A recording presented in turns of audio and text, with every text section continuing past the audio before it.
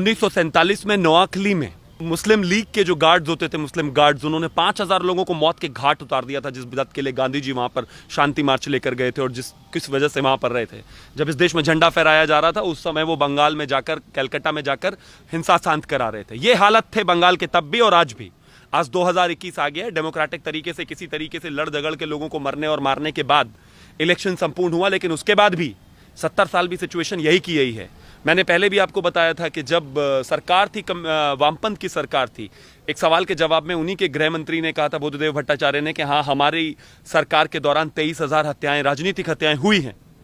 कौन से मॉडल की बात करते हैं हम, कौन से कल्चर, कौन से आर्ट की बात करते हैं, वो सब है, लेकिन उसको छोड़कर ये गुंडा तंत्र उस राज्य पर कितना हावी हो गया है, क्या ये दिखाई नहीं दे रहा है? एक न्यूसेंस ड्रामा शुरू हुआ है जिसको ये कहते हैं कि नहीं, वहां तो कुछ हुआ ही नहीं है, वीडियो फर्जी है, वीडियो फर्जी है, ऑडियो फर्जी है, हरा गुलाल लगाकर जो लोगों को अंदर घुसकर घर में मारा जा रहा है वो फर्जी है, खेला होबे के गीत पर डांस करते हुए 100 लोग घुस रहे हैं और उसको मार रहे हैं, वो फर्जी है। बीजेपी के मंडल स्तर के जो अधिकारी हैं वो गाड़ियों में बैठ कर रो रहे हैं और वीडियो बना रहे हैं और कह रहे हैं कि हमें मार दिया जाएगा, घर परिवार को हमारे रेप कर देंगे, मार देंगे, ये फर्जी है।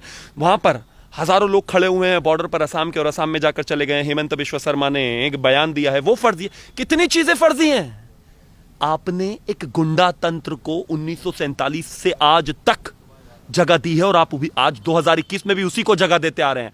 अगर इस चीज को कंडेम नहीं करते हैं, अगर इस चीज को कुछ नहीं कहते हैं, तो अपने आप को इंटेलेक्चुअल, अपने आप को ज्ञानी कहना बंद कर दीजिए, क्योंकि जहां शिक्षा है वहां ये नहीं चल सकता, और जहां शिक्षा नहीं है वहीं ये गुंडागर्दी, बदतमीजी, मारा पीटी, महिलाओं के रेप, गैंग रेप हो सकते हैं। अगर उत्तर प्रदेश या झारखंड में या छत्तीसगढ़ में कोई एक दूसरे को मार के जान से मार दे, उसके लिए भी यही कहोगे क्या कि हमने 302 आपको इसलिए नहीं दी क्या कि आप कुछ करें नहीं, आप बैठ जाएं?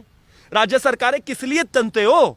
जब मुख्यमंत्री बैठकर इस तरह की भाषा और इस तरह की बातों का इस्तेमाल करेगी तो ये तो होना ही है। सारी दुनिया जानती है और पूरा देश जानता है कि केंद्र सरकार की जो शक्तियां हैं वो किस तरह की हैं। आप कहते हो कि बार बार सोशल मीडिया पे एक अलग तरह का ड्रामा चल रहा है, कहते हैं कि नहीं, राष्ट्रपति शासन लगा दीजिए। राष्ट्रपति शासन इसलिए ताकि आपके जो आसपास ये नोचने वाले, खून नोचने वाले बैठे हैं, ये कहते कहते यूनाइटेड नेशंस पहुंच जाएं कि ये देखिए हिंदुस्तान में लोकतंत्र नहीं बचा। यही चाहते हैं। 3 में थे तब भी लड़े थे, 377 हैं तब भी लड़ रहे हैं, आगे भी लड़ेंगे। ये जानबूझकर प्रायोजित तरीके से लोगों को मारा जा रहा है, काटा जा रहा है। ममता बनर्जी के दिशा निर्देश पर, उनके कहने पर, उनके द्वारा ऑर्गेनाइज्ड हत्याकांड है।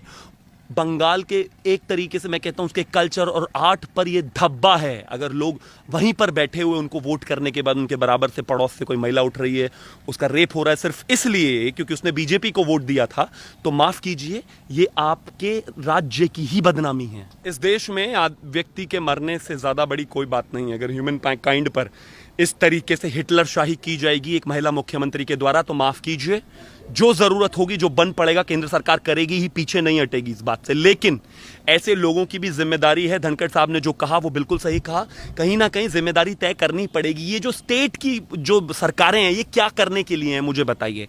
लॉ एंड ऑर्डर पर इनके बस की नहीं, ऑक्सीजन इनके बस की नहीं, हॉस्पिटल इनके बस की नहीं, हेल्थ इनके बस की नहीं, सड़कें इनके बस की नहीं, करप्शन रोकना इनके बस की नहीं। क्या बस की है? बस 100 करोड़ रुपए की उगाही करना। क्या ममता बनर्जी जो वहां पर बैठी है उनकी कोई जिम्मेदारी नहीं है? जो जिनको ट्रोल करना चाहिए, जिनसे बात जवाब मांगना चाहिए, जिनसे पूछना चाहिए कि पिछले 10 साल से पुलिस आपके हाथ में है, आने वाले 5 साल भी आप ही के हाथ में रहने वाली है, आप मुख्यमंत्री हैं, उनको ट्रोल ना करके एक अलग लेवल ट्रोल किया जा रहा है कि सेंटर कुछ कर नहीं रहा है। अरे भाई, जिसकी जिम्मेदारी है उससे करवाइए ना, उसके पीछे प्रेशर डालिए।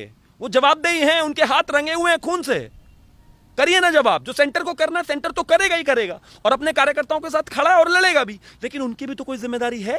ममता बनर्जी की बपौती नहीं है बंगाल। और जहां तक बात, वो ये देश एक फेडरल स्ट्रक्चर है। अगर वहां पर कोई परेशानी होती है और सुप्रीम कोर्ट को अगर लगता है कि जो हिंसाएं हो रही हैं, जो लोगों को मारा जा रहा है, वो सिर्फ पूरे प्लानिंग और ऑर्केस्ट्रेटेड तरीके से मारा जा रहा है, और सुप्रीम कोर्ट कोई प्रोब ऑर्डर करता हो, तो चाहे ममता बनर्जी हो, चाहे अभिषेक बनर्जी हो, चाहे कोई भी हो, चाहे टीएमसी हो, चाहे पूरे टीएमसी के गुंडों की फौज हो, और चाहे जितनी भी देश में विपक्षी नेता जो हैं, जो उनके उस पर खुश हैं, जिनके खुद की जमानतें जब्त हुई पड़ी हैं, अगर वो भी उनके साथ जाकर खड़े हो जाएंगे तो इस देश में कानून का राज रहेगा, कानून फंक्शन करेगा।